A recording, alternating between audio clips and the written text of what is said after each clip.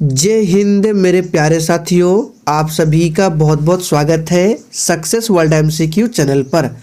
तो दोस्तों, आज की इस वीडियो में बिहार मध्य से सिपाही की परीक्षा के लिए जीके जीएस के 50 इम्पोर्टेंट क्वेश्चंस का प्रैक्टिस सेट लेकर आए हैं। तो आप लोग ध्यानपूर्वक पूरे प्रैक्टिस सेट को लगाएं और कितने प्रश्नों के आप लोग सही सही जवाब दे पाते हैं कमेंट करके हमें ज़रूर बताएं। तो जल्दी से आप सभी लाइव में जुड़ जाइए। सभी को गुड इवनिंग। तो आज के सेशन का पहला प्रश्न आपके सामने है, निम्न में से भारत के उपराष्ट्रपति को शपथ कौन दिलाता है। एग्जाम के लिए बहुत ही महत्वपूर्ण प्रश्न है। और देखिए, अगर आपको इन सेट में किसी भी प्रश्न का आंसर आता है तो आंसर करने के लिए आप लोगों को नीचे लाइव चैट का ऑप्शन मिलेगा। प्रत्येक स्टूडेंट को लाइव चैट में अपना अपना आंसर देना है। तो पहले प्रश्न का आंसर जो भी बच्चे लाइव चैट में राष्ट्रपति को दिए हैं, आपका बिल्कुल सही जवाब है। उपराष्ट्रपति को शपथ कौन दिलाता है, तो भारत के राष्ट्रपति दिलाते हैं। अब देखिए, इस प्रश्न से संबंधित आपको 2 से 3 प्रश्न और बताते हैं जो कि एग्जाम के लिए बहुत ही महत्वपूर्ण है। ध्यान दीजिए। तो देखिए, अगर उपराष्ट्रपति को शपथ दिलाना है तो राष्ट्रपति दिलाएगा, और यदि राष्ट्रपति को शपथ दिलाना है तो सर्वोच्च न्यायालय के जो मुख्य न्यायाधीश होते हैं वो दिलाते हैं। और सर्वोच्च न्यायालय के जो मुख्य न्यायाधीश होते हैं उनको शपथ कौन दिलाता है, तो राष्ट्रपति दिलाता है। इन सभी फैक्ट को ध्यान रखें, एग्जाम में पूछा जाता है। वर्तमान में भारत के उपराष्ट्रपति कौन है, तो श्री जगदीप धनखड़ है। और राष्ट्रपति आप सभी जानते हैं द्रौपदी मुर्मू है। आगे देखिए, कपिल मुनि द्वारा प्रतिपादित दार्शनिक प्रणाली है। चलिए दूसरे के लिए फटाफट से आंसर करेंगे। और सर्वोच्च न्यायालय के वर्तमान में मुख्य न्यायाधीश कौन है, तो याद रखिएगा DY चंद्रचूड़ है, 50वें नंबर के मुख्य न्यायाधीश है। तो दूसरे प्रश्न का आंसर जो ये बच्चे सांख्य दर्शन को दिए हैं, आपका बिल्कुल सही जवाब है। कपिल मुनि द्वारा प्रतिपादित दार्शनिक प्रणाली है सांख्य दर्शन। बात करें न्याय दर्शन, तो न्याय दर्शन के प्रवर्तक कौन थे, याद रखिएगा गौतम जो है न्याय दर्शन के प्रवर्तक थे। योग दर्शन के प्रवर्तक कौन थे, तो पतंजलि योग दर्शन के प्रवर्तक थे। तीसरा प्रश्न है, किस युद्ध को जीतने के बाद शेरशाह ने दिल्ली में द्वितीय अफगान राज्य की स्थापना की थी। चलिए तीसरे के लिए आप सभी आंसर करेंगे। शेरशाह सूरी का मकबरा पूछा जाता है। बिहार के सासाराम में शेरशाह सूरी का मकबरा है। तो तीसरे प्रश्न का आंसर सी ऑप्शन है, कन्नौज या बिलग्राम का युद्ध। ये युद्ध कब होता है, तो याद रखिएगा ये युद्ध होता है 1540 में। किसके किसके बीच में होता है, तो शेरशाह सूरी और हुमायूं के बीच में होता है। बात करें कालिंजर का युद्ध, तो ये 1545 में कालिंजर का युद्ध होता है। चौसा का युद्ध कब होता है, 1539 में चौसा का युद्ध होता है। और कन्नौज या बिलग्राम का युद्ध 1540 में होता है। आगे देखिए, शाकाहारी प्राणी क्या कहलाते हैं। बिल्कुल टॉप लेवल का प्रश्न है और यही सब प्रश्न एग्जाम में पूछा जाता है। और प्रश्नों के साथ आपको जितने भी एक्स्ट्रा फैक्ट बताते हैं उनको भी ध्यानपूर्वक सुने। एग्जाम में प्रश्न बनता है और आपका साथ में रिवीजन भी होता है। तो देखिए, शाकाहारी प्राणी क्या कहलाते हैं, तो ये कहलाते हैं प्राथमिक उपभोक्ता। बी ऑप्शन जो ही बच्चे दिए हैं, आपका बिल्कुल सही जवाब है। देखिए, उत्पादक नहीं होगा, यहाँ पे शाकाहारी प्राणी पूछ रहा है, तो ये प्राथमिक उपभोक्ता है। आगे देखिए, निम्न में से भारत के उपराष्ट्रपति का कार्यकाल कितना होता है। और देखिए, आप लोग डेली क्लास को अटेंड करें। क्लास का टाइमिंग है डेली रात 8 बजे लाइव चैट के साथ क्लास चलता है। तो आप लोग टाइमिंग को ध्यान रखें। और PDF आपको टेलीग्राम पर मिल जाएगा। टेलीग्राम का भी लिंक इसी वीडियो के नीचे डिस्क्रिप्शन बॉक्स में दिया गया है। तो भारत के उपराष्ट्रपति का कार्यकाल कितना होता है, तो 5 वर्षों का होता है। सी ऑप्शन जो ही बच्चे दिए हैं आपका बिल्कुल सही आंसर है। अगला प्रश्न है जल रंध्र पाए जाते हैं। और देखिए एग्जाम में ये भी पूछा जाता है कि उपराष्ट्रपति बनने के लिए न्यूनतम उम्र सीमा क्या है। तो देखिए राष्ट्रपति हो गया, उपराष्ट्रपति हो गया, राज्यपाल हो गया, इन सभी के लिए न्यूनतम उम्र सीमा जो है 35 वर्ष है, ध्यान रखना है। तो जल रंध्र पाए जाते हैं, ध्यान रखना है पत्ती में। ए ऑप्शन जो ही बच्चे दिए हैं आपका बिल्कुल सही जवाब है। अगला प्रश्न है मानव शरीर में तापमान को नियंत्रित करता है। चलिए सातवें के लिए फटाफट से आंसर कीजिए। मानव शरीर में तापमान को कौन नियंत्रित करता है, एग्जाम में पूछा गया प्रश्न है। तो लाइव चैट में जो ही बच्चे डी ऑप्शन दिए हैं आपका बिल्कुल सही जवाब है। हाइपोथैलेमस ग्रंथि ये क्या करता है, मानव शरीर में तापमान को नियंत्रित करता है। अगला प्रश्न है गाड़ियों में प्रयोग किए जाने वाली प्राकृतिक गैस में मुख्यतः होता है।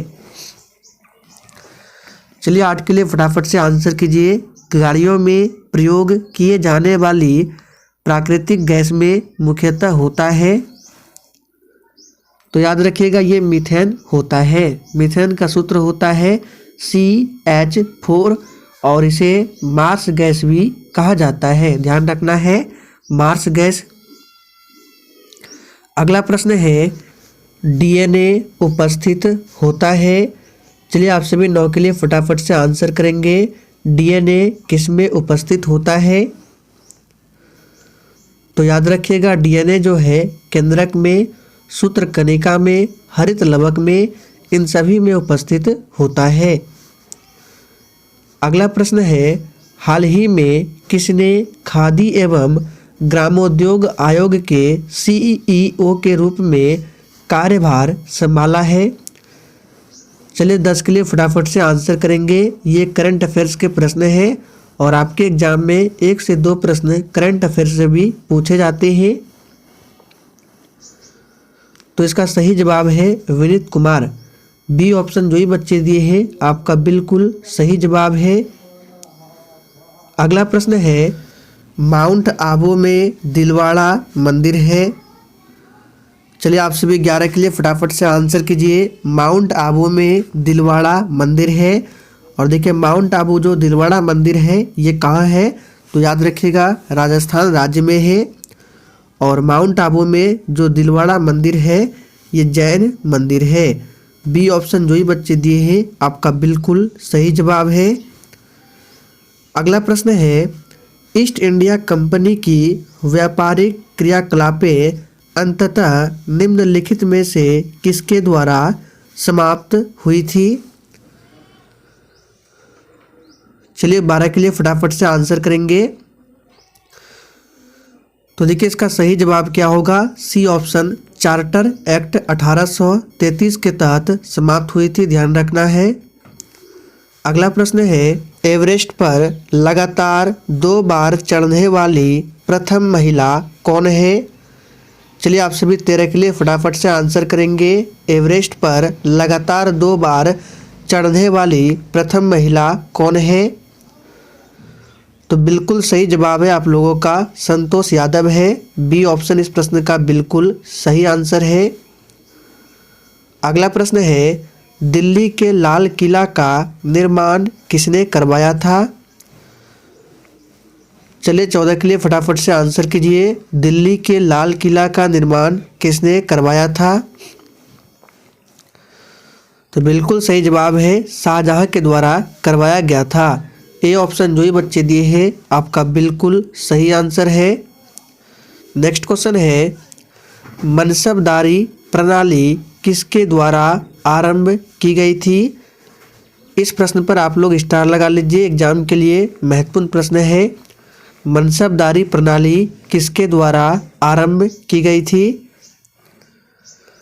सही जवाब है अकबर के द्वारा, ध्यान रखना है अकबर के द्वारा आरंभ की गई थी।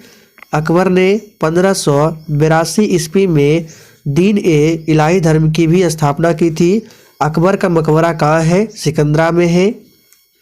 नेक्स्ट क्वेश्चन, चिपको आंदोलन मुख्य रूप से किसके विरुद्ध था? चलिए 16 के लिए आंसर कीजिए। चिपको आंदोलन मूल रूप से किसके विरुद्ध था? तो बिल्कुल सही जवाब है आप लोगों का, वन कटाई से संबंधित था चिपको आंदोलन। ये कहाँ हुआ था? तो उत्तराखंड में हुआ था। किसके नेतृत्व में? तो ध्यान रखना है, सुंदरलाल बहुगुणा के नेतृत्व में हुआ था। अगला प्रश्न है, आलू में ब्लैक हार्ट का कारक कौन है? यानी कि आलू में जो ब्लैक हार्ट रोग होता है ये किसके कारण होता है? और दोस्तों, जिसने अभी तक सेशन को लाइक नहीं किया है तो आप सभी से रिक्वेस्ट है कि अगर आपको सेशन थोड़ा भी पसंद आता है तो प्लीज़ सभी लोग सेशन को दिल से ज़रूर लाइक किया करें। चलिए आंसर करेंगे, आलू में ब्लैक हार्ट रोग का कारक कौन है? तो ये ऑक्सीजन की कमी के कारण होता है। सी ऑप्शन जो ही बच्चे दिए हैं आपका बिल्कुल सही जवाब है। अगला प्रश्न है, सती प्रथा का अंत किसने किया था? इस प्रश्न पर भी आप लोग स्टार लगा ले, एग्जाम के लिए बहुत ही महत्वपूर्ण प्रश्न है। सती प्रथा का अंत किसने किया था? तो याद रखिएगा, सती प्रथा का उन्मूलन हुआ था 1829 में। और किसने किया था? तो लॉर्ड विलियम बेंटिक ने। बी ऑप्शन जो ही बच्चे दिए हैं आपका बिल्कुल सही जवाब है। किसके सहयोग से? तो राजा राम मोहन राय के सहयोग से सती प्रथा का अंत किया गया था 1829 में लॉर्ड विलियम बेंटिक के द्वारा। आगे देखिए, दक्षिण भारत के सर्वोच्च शिखर का नाम क्या है? चलिए आप सभी फटाफट से 19 के लिए आंसर करेंगे। दक्षिण भारत के सर्वोच्च शिखर का नाम क्या है? तो जो ये बच्चे डी को दिए हैं आपका बिल्कुल सही जवाब है। दक्षिण भारत के सर्वोच्च शिखर का नाम क्या है? अनाईमुड़ी है और ये अन्नामलाई पर्वत पर स्थित है। दोदा बेटा जो है ये नीलगिरी की सबसे ऊंची चोटी है। अगला प्रश्न है, प्रमुख ग्रीन हाउस गैस कौन सी है? चलिए आप सभी 20 के लिए आंसर कीजिए फटाफट से। प्रमुख ग्रीन हाउस गैस कौन सी है? तो सही जवाब है कार्बन डाइऑक्साइड। ए ऑप्शन जो ही बच्चे दिए हैं आपका बिल्कुल सही जवाब है। CO2 की प्रतिशत मात्रा की बात करें तो वायुमंडल में कार्बन डाइऑक्साइड 0.03% पाया जाता है। सबसे अधिक वायुमंडल में नाइट्रोजन पाया जाता है 78% के आसपास। फिर ऑक्सीजन पाया जाता है लगभग 21% के आसपास। नेक्स्ट क्वेश्चन है, भूगोल का जनक किसे कहा जाता है? चलिए 21 के लिए आंसर कीजिए। भूगोल का जनक किसे कहा जाता है? तो बहुत ही सिंपल प्रश्न है, इरेटोस्थनीज को भूगोल का जनक कहा जाता है। नेक्स्ट क्वेश्चन है, गंगा नदी को बांग्लादेश में किस नाम से जाना जाता है?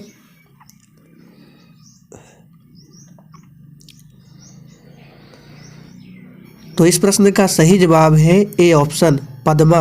गंगा नदी को बांग्लादेश में पद्मा के नाम से जाना जाता है। Next question, merchant of Venice के नाटककार कौन है? बिल्कुल सिलेक्टेड प्रश्न है और एग्जाम में पूछा जाने वाला प्रश्न है, इसलिए आप लोग पूरा सेशन को लास्ट तक देखें। मर्चेंट ऑफ वेनिस का नाटककार कौन है? तो सही जवाब है शेक्सपियर है। निम्नलिखित में से कौन सी नदी दक्षिण से उत्तर की ओर प्रवाहित होती है?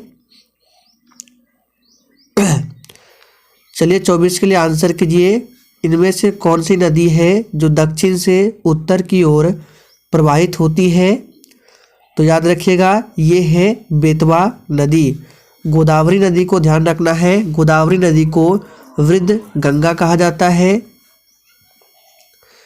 नेक्स्ट क्वेश्चन, सबसे पहला ग्लोब किसने बनाया था? तो 25 का आंसर जो ये बच्चे लाइव चैट में सी ऑप्शन को दिए हैं आपका बिल्कुल सही जवाब है। मार्टिन बेहम के द्वारा सबसे पहला ग्लोब बनाया गया था। अगला प्रश्न है जोग जलप्रपात किस नदी पर स्थित है। ये प्रश्न बिहार पुलिस के एग्जाम में पूछा गया प्रश्न है। जोग जलप्रपात किस नदी पर स्थित है। तो याद रखिएगा ये शरावती नदी पर स्थित है। राज्य पूछे तो कर्नाटक में स्थित है, ध्यान रखना है। और जोग जलप्रपात का दूसरा नाम है गरसोप्पा जलप्रपात या महात्मा गांधी जलप्रपात भी कहा जाता है। दुधवा राष्ट्रीय उद्यान कहाँ स्थित है। चलिए 27 के लिए फटाफट से आंसर कीजिए। दुधवा राष्ट्रीय उद्यान कहाँ स्थित है। तो इसका सही जवाब क्या होगा। तो जो ये बच्चे बी को दिए हैं आपका बिल्कुल सही जवाब है। उत्तर प्रदेश में दुधवा राष्ट्रीय उद्यान स्थित है। अगला प्रश्न 2011 की जनगणना के अनुसार विश्व की कुल जनसंख्या में भारत की जनसंख्या लगभग कितने प्रतिशत है। तो बिल्कुल सही जवाब है 17.5% है। अगर आपसे पूछे कि संपूर्ण विश्व के क्षेत्रफल में भारत का क्षेत्रफल का कितना प्रतिशत है तो 2.4% है क्षेत्रफल में, जबकि जनसंख्या में पूछे तो 17.5% है। भारत की राष्ट्रीय आय में किस क्षेत्र का सबसे कम योगदान है। एग्जाम के लिए बहुत ही महत्वपूर्ण प्रश्न है, ध्यान रखें। इस तरह के प्रश्न एग्जाम में पूछे जाते हैं। तो इसका सही जवाब जो ये बच्चे प्राथमिक को दिए हैं आपका बिल्कुल सही जवाब है। भारत की राष्ट्रीय आय में प्राथमिक क्षेत्र का सबसे कम योगदान है। और अगर आपसे पूछे कि भारत की राष्ट्रीय आय में किस क्षेत्र का सबसे अधिक योगदान है तो ये तृतीयक क्षेत्र का है, जिसको सेवा क्षेत्र भी कहा जाता है। अगला प्रश्न है लोकसभा के अध्यक्ष का चुनाव किसके द्वारा किया जाता है। बिल्कुल टॉप लेवल का प्रश्न है, फटाफट से आंसर कीजिए। और जिसने अभी तक सेशन को लाइक नहीं किया है फटाफट से आप सभी सेशन को भी दिल से लाइक किया करें। तो लोकसभा के अध्यक्ष का चुनाव किसके द्वारा किया जाता है। तो सही जवाब है लोकसभा के सदस्यों द्वारा। डी ऑप्शन जो ही बच्चे दिए हैं आपका बिल्कुल सही जवाब है। वर्तमान समय में लोकसभा के अध्यक्ष कौन है तो ओम बिरला है। राष्ट्रीय ध्वज और राष्ट्रीय गान का सम्मान है। चलिए फटाफट से 31 के लिए आंसर कीजिए। एग्जाम के लिए बहुत ही महत्वपूर्ण प्रश्न है। राष्ट्रीय ध्वज और राष्ट्रीय गान का सम्मान है प्रत्येक नागरिक का मौलिक अधिकार, मौलिक कर्तव्य, राज्य के नीति निर्देशक सिद्धांत है या फिर प्रत्येक नागरिक का सामान्य कर्तव्य है। तो सही जवाब है प्रत्येक नागरिक का ये क्या है मौलिक कर्तव्य है। नेक्स्ट क्वेश्चन संवैधानिक उपचार का अधिकार खाली स्थान के अंतर्गत आता है। चलिए 32 के लिए सोच समझकर आंसर कीजिए, थोड़ा सा दिमाग लगाइए। बहुत ही सिंपल प्रश्न है। संवैधानिक उपचार का अधिकार किसके अंतर्गत आता है। तो सही जवाब है मौलिक अधिकार के अंतर्गत आता है। देखिए मौलिक अधिकार के बारे में आर्टिकल 12 से लेकर 35 तक में बताया गया है और संवैधानिक उपचार का अधिकार क्या है अनुच्छेद 32 है। तो इस तरह से आंसर क्या होगा मौलिक अधिकार। अगला प्रश्न है अपघटक जीवों का उदाहरण कौन है। चलिए 33 के लिए आंसर कीजिए। अपघटक जीवों का उदाहरण कौन है। तो कवक है, याद रखना है। अपघटक जीवों का उदाहरण क्या है कवक, जिसको फंगस भी बोला जाता है। निम्नलिखित में से किसे भारत के संविधान में अधिकार के रूप में शामिल नहीं किया गया है। तो इसका सही जवाब क्या होगा? भारत के संविधान में अधिकार के रूप में किसे शामिल नहीं किया गया है? तो देखिए सामाजिक अधिकार ये भी शामिल है, शैक्षिक अधिकार है, धर्म का अधिकार है, लेकिन आर्थिक अधिकार ये संविधान में अधिकार के रूप में शामिल नहीं किया गया है। भारत में सकल घरेलू बचतों में सर्वाधिक योगदान किसका है? चलिए आप सभी 35 के लिए आंसर कीजिए। ये सभी इकोनॉमिक्स के बहुत ही महत्वपूर्ण प्रश्न हैं। इस तरह के प्रश्न एग्जाम में बार बार पूछे जाते हैं, तो ध्यान रखिए। भारत में सकल घरेलू बचतों में सर्वाधिक योगदान घरेलू क्षेत्र का है।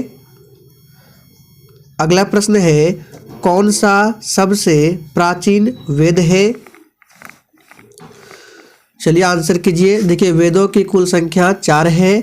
सबसे पुराना वेद पूछे तो ऋग्वेद सबसे पुराना वेद है, अथर्ववेद सबसे बाद का वेद है, और भारतीय संगीत का वेद पूछे तो सामवेद है। तो यहाँ पे पूछ रहा है कौन सा सबसे प्राचीन वेद है, तो ऋग्वेद जो है सबसे प्राचीन वेद है। श्रीमद् भागवत गीता मौलिक रूप से किस भाषा में लिखी गई थी? तो याद रखिएगा श्रीमद् भागवत गीता जो है मौलिक रूप से संस्कृत भाषा में लिखी गई थी। नेक्स्ट क्वेश्चन है, मीनाक्षी मंदिर कहाँ अवस्थित है? याद रखिए ये प्रश्न एग्जाम में पूछ सकता है।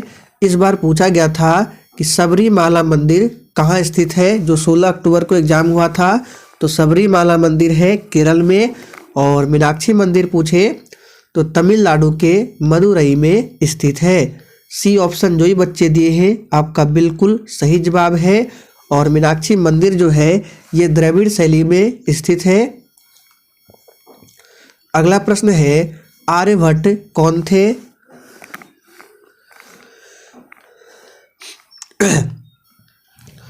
तो बिल्कुल सही जवाब है आप लोगों का। आर्यभट्ट कौन थे? तो भारतीय गणितज्ञ एवं खगोल शास्त्री थे। आर्यभट्ट हो गया, वराहमिहिर हो गया, ये सभी चंद्रगुप्त द्वितीय के दरबार में रहते थे। नेक्स्ट क्वेश्चन, भारतवर्ष में ब्रिटिश साम्राज्य का संस्थापक कौन था?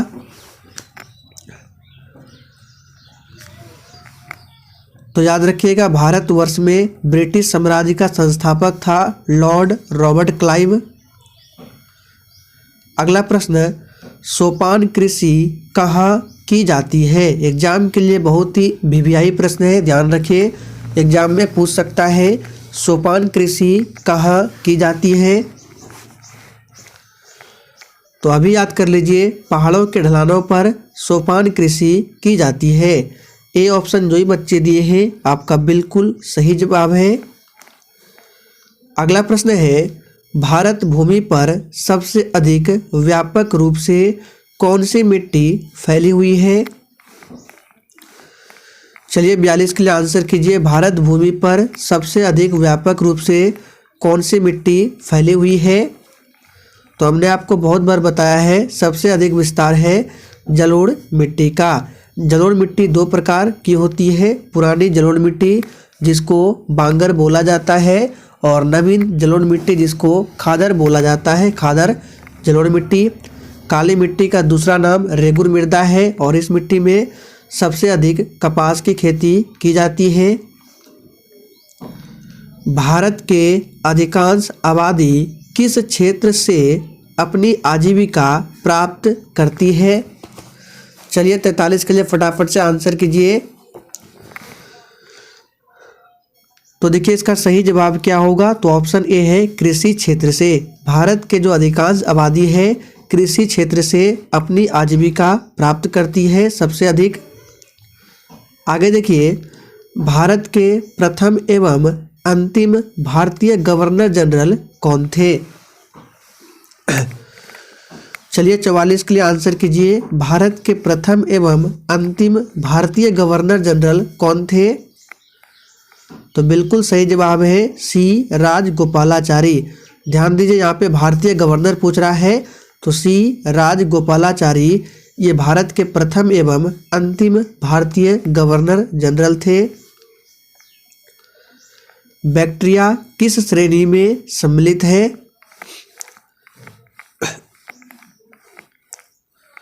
तो देखिए बैक्टीरिया जो है ये किस श्रेणी में सम्मिलित है? तो अपघटक में। बी ऑप्शन जो ही बच्चे दिए हैं आपका बिल्कुल सही जवाब है। अगला प्रश्न है अलाउद्दीन खिलजी का मूल नाम क्या था? तो याद रखिएगा अलाउद्दीन खिलजी का मूल नाम क्या था? तो अली गुरसास्य अलाउद्दीन खिलजी का मूल नाम था। नई फारसी काव्य शैली सबक ए हिंदी अथवा हिंदुस्तान शैली के जन्मदाता कौन थे? चलिए 47 के लिए फटाफट से आंसर कीजिए। नई फारसी काव्य शैली सबक ए हिंदी अथवा हिंदुस्तान शैली के जन्मदाता कौन थे? तो ये अमीर खुसरो थे। अमीर खुसरो को भारत का तोता भी कहा जाता है। प्रधानमंत्री वय वंदना योजना का संबंध किससे है? तो देखिए इसका सही जवाब है वरिष्ठ नागरिकों की पेंशन से संबंधित है। प्रधानमंत्री वय वंदना योजना भारतीय दंड संहिता खाली स्थान में लागू हुई थी। एग्जाम के लिए बहुत ही महत्वपूर्ण प्रश्न है, ध्यान रखें। भारतीय दंड संहिता खाली स्थान में लागू हुई थी। तो देखिए इसका सही जवाब क्या होगा? डी ऑप्शन 1862 में। देखिए भारतीय दंड संहिता जो है 1861 में आया था लेकिन लागू जो हुआ था 1862 में। तो दोनों ऑप्शन को ध्यान रखना है, ऑप्शन में जो रहे वो आपको आंसर देना है। जैव भार में कौन सम्मिलित है? चलिए 50 के लिए फटाफट से आंसर कीजिए। जैव भार में कौन सम्मिलित है? तो याद रखिएगा समस्त जीव। जैव भार में समस्त जीव सम्मिलित है। डी ऑप्शन इस प्रश्न का बिल्कुल सही जवाब है। तो दोस्तों आज के लिए इतना ही। सेशन पसंद आया हो सभी लोग सेशन को लाइक करें और सेशन को शेयर करना ना भूलें।